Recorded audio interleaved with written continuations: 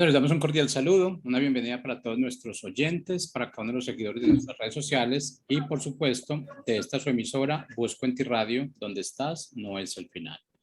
Hoy es lunes y continuando con nuestra programación, pues estamos con la presencia del dúo dinámico, Silvia y Yoli, en su segmento Buscando un Cambio. Así que les damos la bienvenida. Silvia, Yoli, ¿cómo están? Hola, buenos días Jorge, buenos días queridos oyentes de Radio Busco en Ti. Un placer enorme poder compartir otra mañana con todos ustedes. Eh, Somos Yoli y Silvia y somos de Psicología Cristiana. Y bueno, nada, es un gusto enorme poder compartir una nueva mañana con todos ustedes. Buen día Yoli, ¿cómo estás? Hola, buen día Silvia, buen día oyentes, Dios los bendiga en esta linda mañana y esperamos que puedan estar atentos y aprender algo en el día de hoy con este programa. Bueno, una vez más queremos compartir una historia de diván, una historia real de una pareja, de un matrimonio, en este caso de un matrimonio cristiano de mediana edad. Es una historia de consultorio, de consultoría cristiana, de psicología cristiana. Bueno, y este matrimonio, a quien llamaremos Ricardo y Gina, son un matrimonio de mediana edad, aproximadamente 40 años. Eran una linda pareja, de esas que tienen amigos en común, tienen 2 hijos, ambos trabajan, les va muy bien en lo que hacen, son buenos empleados, buenos compañeros, solidarios, creyentes, les iba muy bien en lo que hacían. Ella era profesora de educación física, siempre muy bien arreglada. Él trabajaba en una empresa, también tenía amigos, les iba muy bien, era una persona muy simpática, buen padre, se dedicaba siempre a llevar a sus hijos al colegio y muchas veces hasta cocinaba también, se dedicaba también al aspecto culinario. Les encantaba salir en familia, era una familia muy unida, que disfrutaban tiempo estando juntos. Es el típico matrimonio que podemos encontrar en las iglesias, ¿no? Que todos los domingos van al culto, van a las reuniones de la iglesia y que, bueno, son 4 y que disfrutaban cada domingo estando juntos. Llegaron a la consultoría cristiana derivados por su pastor.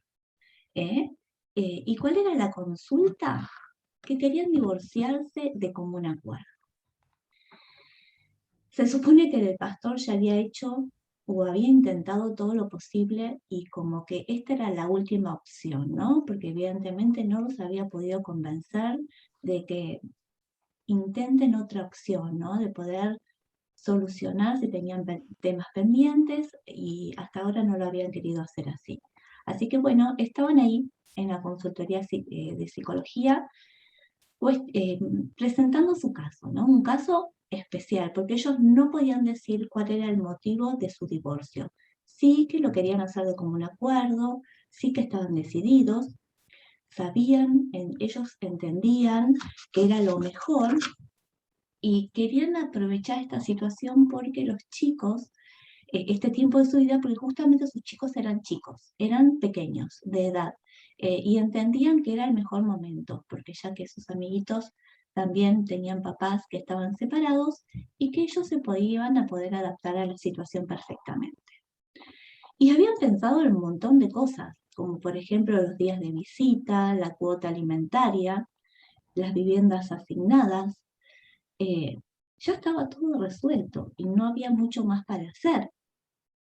Entonces, ante todo este panorama que ya estaba resuelto, ¿para qué, para qué era la visita? ¿Para qué era la consulta? ¿No? Como que en ese momento el psicólogo les hizo la pregunta y se hizo esta pregunta, ¿no? ¿Cuál era el motivo por qué estaban allí esa mañana? Porque realmente lo tenían todo decidido y no había mucho más que hacer.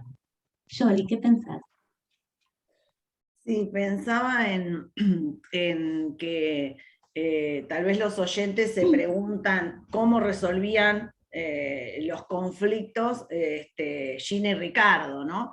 Y como que hay dos grandes, digamos, formas por ahí de hacerlo, ¿no? O sea, con un trabajo arduo y con perseverancia, o bien, digamos, con desunión o abandono, lo que por ahí podemos llamar es, hay problemas, pero bueno, nos enojamos, no nos hablamos y después continúa todo como si nada hubiera pasado, lo que por ahí nosotros denominamos meter la basura debajo de la alfombra. Pero en este caso, para Gina y para Ricardo, ellos estaban en la primera forma, ¿no? Ellos habían estudiado toda la situación, como había contado Silvia, ¿no? O sea, qué días de visita, cómo le iba a pasar la cuota alimenticia, o sea, dónde iba a ir a vivir cada uno. O sea, habían llegado a un acuerdo de un montón de cosas, ¿no? Y lo interesante, digamos, ¿no? Que recuerdo de la historia, ¿no? Es que, ¿para qué vinieron? Le pregunta el terapeuta, ¿no? Y ellos, o sea, se miraron y en realidad ni ellos sabían, digamos, qué era lo que, por qué estaban ahí. En realidad querían ir, de hecho, habían pensado mucho en que sea un terapeuta cristiano. Y esto, bueno, llamó la atención del terapeuta. Pero bueno, como sabemos, había que indagar. Y bueno, indagar en la historia de ellos, ¿no? Cómo se conocieron, cómo decidieron vivir, o sea, cómo era su vida, también cómo criar a sus hijos, ¿no? O sea, todas estas cosas había que anotarlas en esta historia familiar que había que armar para poder entender qué hacían ahí, ¿no? O sea, qué hacían en el consultorio si ya tenían todo tan resuelto, ¿no? Pero yo creo que tanto Gina como Ricardo tal vez creían que había algo más, ¿no? Algo más, que un terapeuta cristiano podría darle ese plus, ese extra, digamos, que todavía ellos no habían encontrado. No sé, Silvia, ¿qué pensás con respecto a esto, no?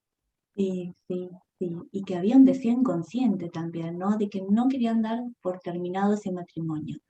De que, sí, obviamente, que Dios tenía un plan para ellos y que por más que ellos lo nieguen, estaba ahí, estaba latente y que había un deseo ahí de parte de ellos de que, bueno, que todavía tenían una oportunidad para su pareja, para su matrimonio, para su familia, ¿no? Definitivamente.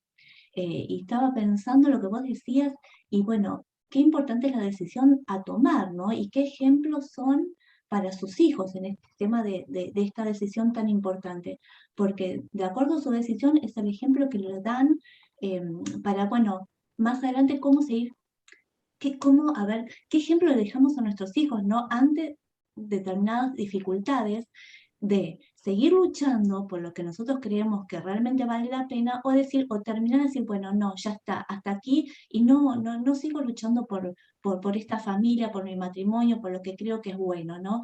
Y cuánto nuestros hijos aprenden de nuestro ejemplo, si nosotros seguimos luchando, la seguimos peleando, o nos dejamos caer y decidimos terminar con la situación y empezar una nueva etapa, ¿no?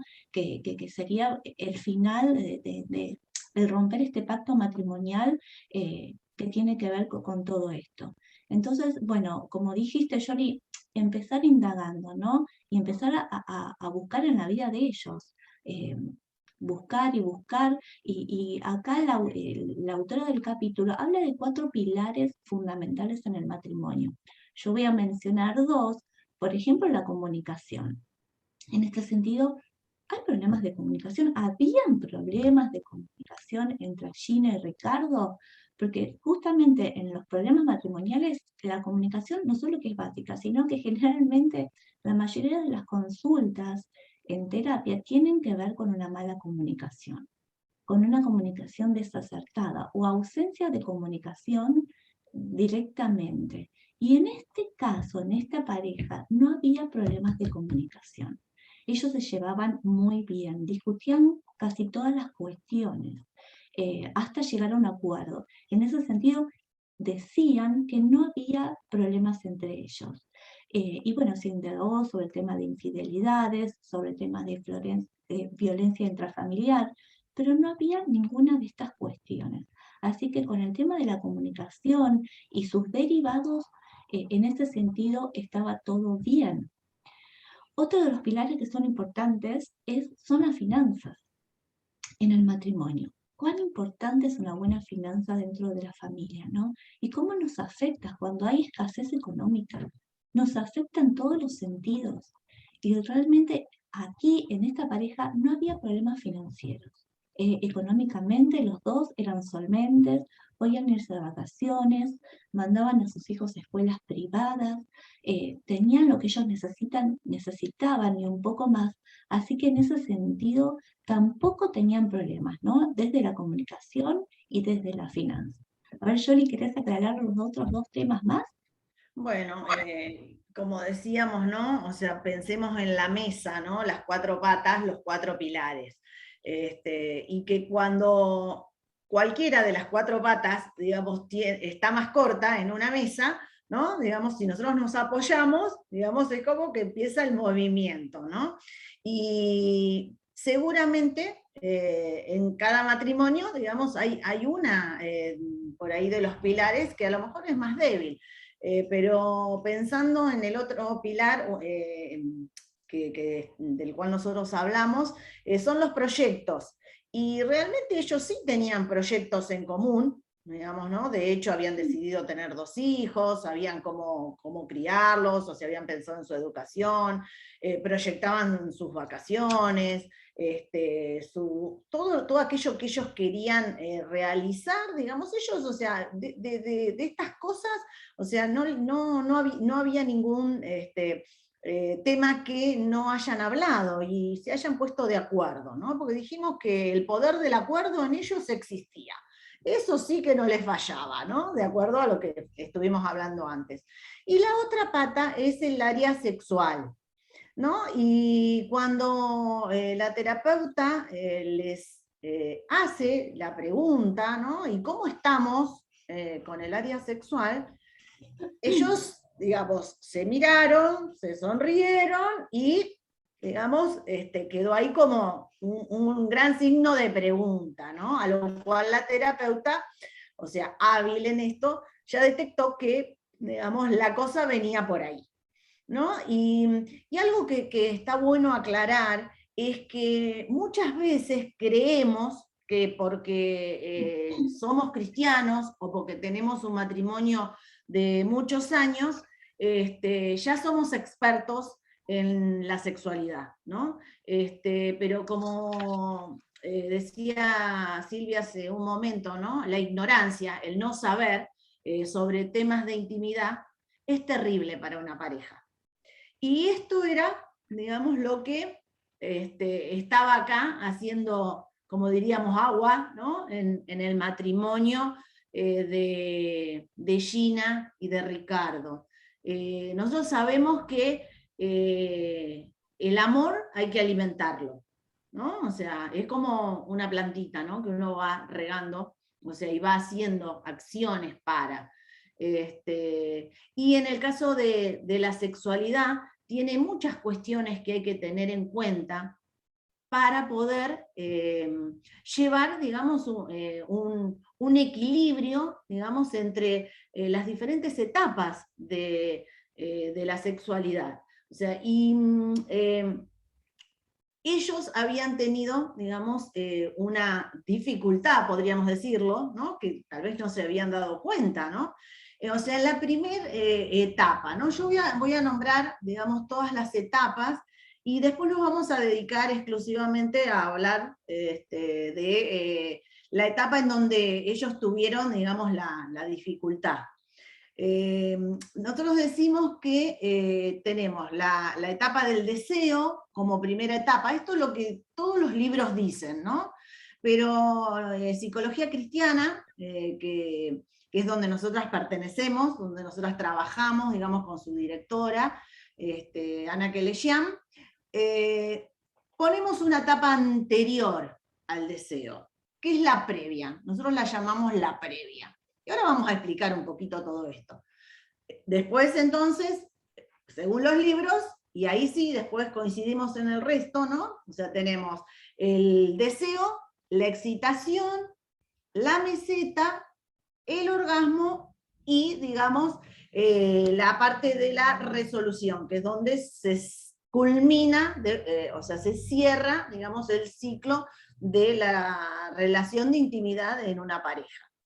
Y dijimos que para Gina y para Ricardo, la primera etapa, o sea, la etapa del deseo, digamos, era donde estaba fallando. ¿Y qué hacemos con esto? O sea, ¿qué se hace en un consultorio cuando una pareja, o sea, expresa cuál es su dificultad en esta columna, en esta pata de esta mesa, dentro de la sexualidad?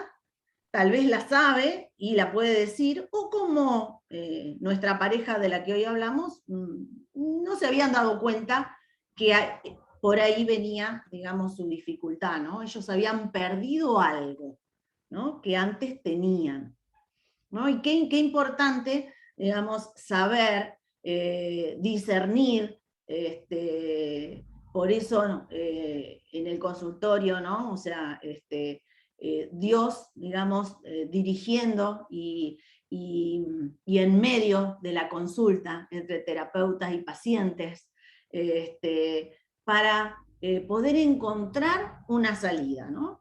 Y muchas veces en el consultorio, o sea, hablamos de psicoeducación, ¿no? Y en este caso había que hacer psicoeducación sexual con esta pareja. Algunas cosas que tenemos que tener en cuenta, digamos, para que ese amor de pareja sea completo, ¿no? Debe haber intimidad, debe haber pasión y debe haber compromiso, ¿no? Y bueno, vamos a por ahí ir hablando un poquito de cada una, ¿no? Y específicamente la etapa del deseo, ¿no? No sé, Silvia, si vos querés por ahí agregar alguna cosita con respecto a esto, pero bueno, vamos a ir ahí Sí, y mechando algunas cosas. sí, y que como decías vos, ¿no? Y que es correlativo. Si falta este primer escalón, falta todo, no podemos seguir avanzando. Y entender que este deseo no se da automáticamente, sino que se da con mucho tiempo de anticipación. Este deseo, este pensar, estas fantasías sexuales, estos pensamientos, se dan con tiempo, y especialmente a la mujer, ¿no? Entonces, ¿cuánto tiempo antes de este encuentro sexual nosotros tenemos que empezar a trabajar con el deseo? Y este deseo, esta previa, como bien dijiste, que tiene que ver también con esta atracción hacia el otro, ese enamoramiento, y que muchas veces nos dejamos ahí, nos quedamos en ciertas circunstancias, en ciertas cosas que tienen que ver con la pareja, con esa atracción, que no les prestamos atención. Por ejemplo, el aspecto físico. Cuán importante, si yo no tengo atracción física con mi esposo, mi esposa, mi pareja, no voy a tener deseo. Entonces, cuán importante es cuidar mi aspecto físico en este sentido también, ¿no? Cuidarme y cuidar al otro. Por ejemplo, también las tensiones externas, ¿cuánto influye esto en el deseo? Lo que está pasando alrededor de mi casa, las cuestiones, los problemas, que si yo no los resuelvo, me va a influir en mi deseo. Otra cuestión son las emociones negativas, lo que no tengo resuelto con mi pareja. Si yo no empiezo a solucionar estos problemas de cuestiones pendientes, lo que me dijo, lo que me hizo, todas cuestiones a resolver, todo eso va a influir en mi deseo y después en todas las demás etapas. Y bueno, y la práctica de la sensualidad. Ese sentir, ese perfume, ese tocar, esa palabra, todas cuestiones que hacen a que empecemos bien, ¿no? esta relación sexual empiece con todo. Ese ponerme ese perfume que yo sé que a él le gusta o a ella le gusta, van a ser cuestiones de la sensualidad que van a sumar al deseo, y el deseo va a pasar a las siguientes etapas. A ver, Yoli, si las querés explicar un poquitito. Sí, quería por ahí también pensar un poco en el tema de la diferencia, digamos, ¿no? Entre el hombre y la mujer con respecto a la etapa del deseo, ¿no? Para la mujer, digamos, necesita un poco más de tiempo, ¿no? Para poder, digamos, llegar a esa etapa. Y si ella, digamos, en comunicación y en confianza con su esposo, ¿no? Puede decirle, ¿no? Qué cosas necesita, qué es lo que a ella le gusta. Todo esto hace que, digamos, todas esas sensaciones que hay que comenzar a sentir, ¿no? Hagan que, digamos, esa etapa sea placentera, ¿no? Y cuando hablamos de placer, ¿no? Es el equilibrio de los sentidos, ¿no? O sea, cerrando así como una expresión del placer, ¿no? Es donde ese placer aumenta con la cercanía del otro, ¿no? Con tener a mi esposo, a mi esposa cerca, ¿no? Como decía Silvia, mirarlo, crear fantasías, traer recuerdos de un tiempo, digamos, o de una etapa en donde estábamos plenamente, ¿no? Y es también, digamos, la ausencia, o sea, de inhibiciones, ¿no? O de angustia. Porque muchas veces cuando hay inhibiciones, ¿no? O sea, no se da libremente esto. Entonces, uno de los dos, digamos, sufre, porque no puede estar, digamos, plenamente, ¿no?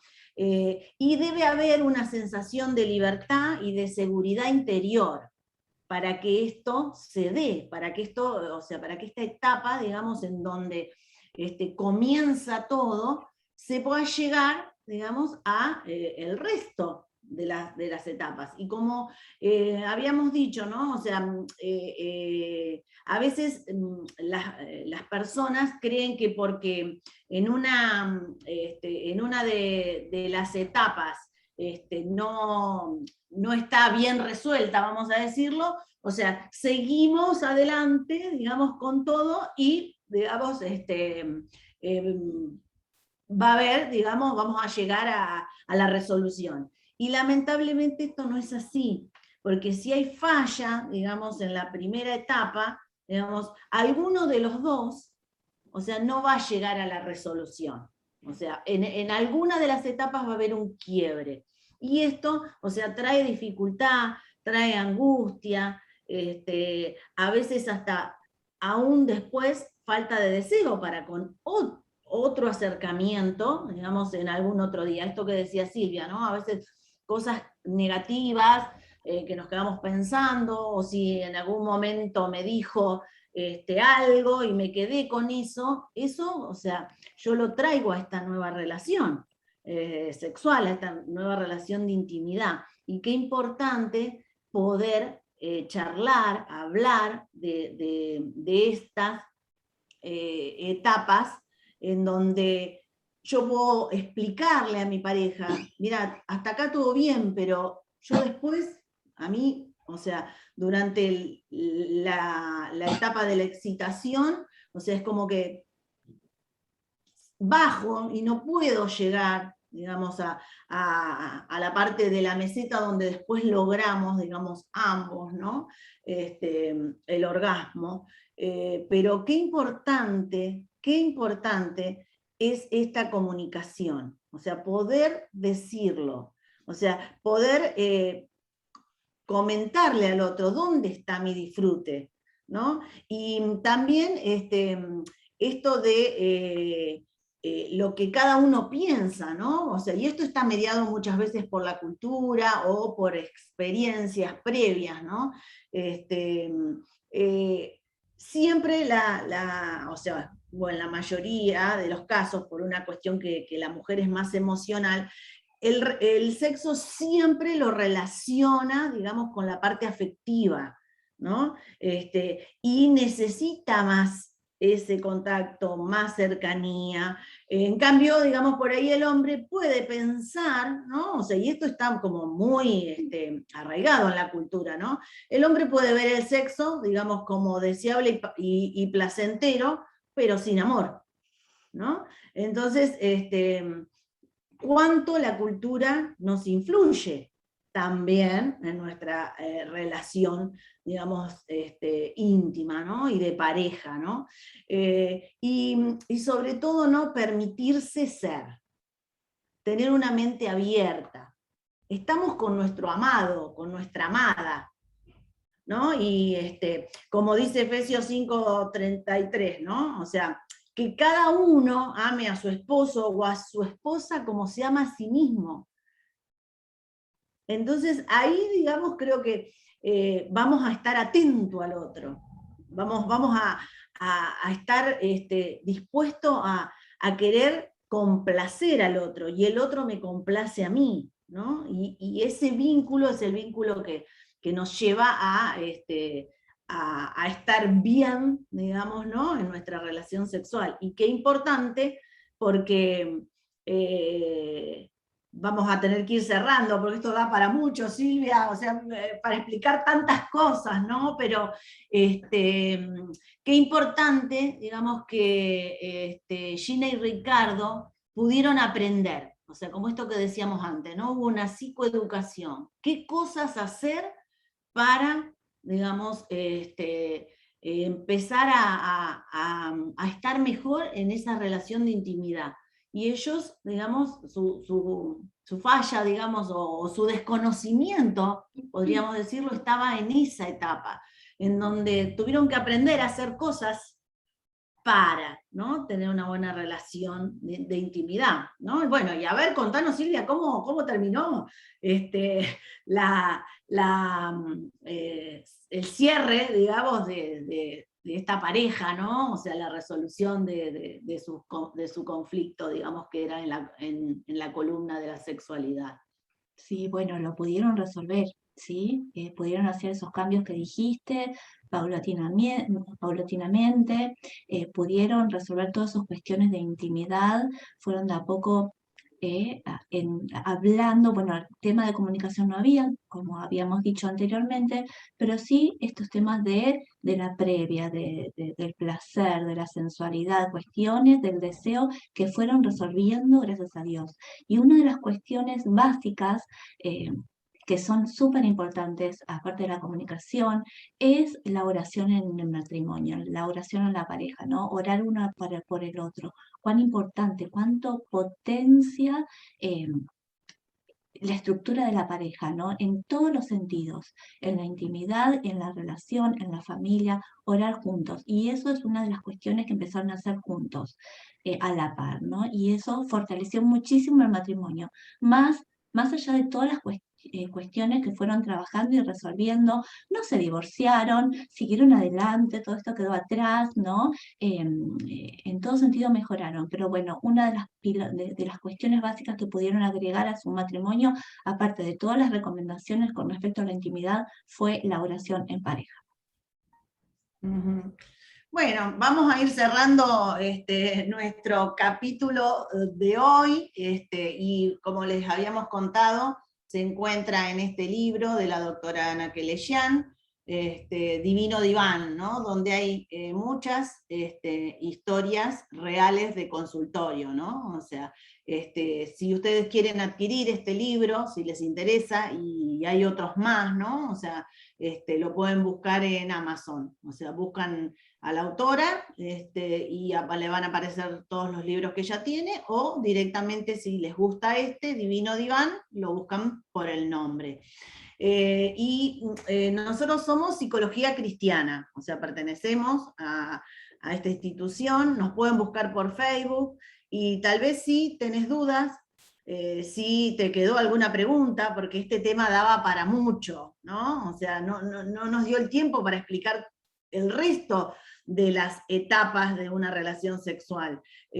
Pero si querés consultar, si querés preguntar, si querés que te recomendemos alguna otra bibliografía, escribinos ahí por Facebook y atentamente te vamos a estar contestando.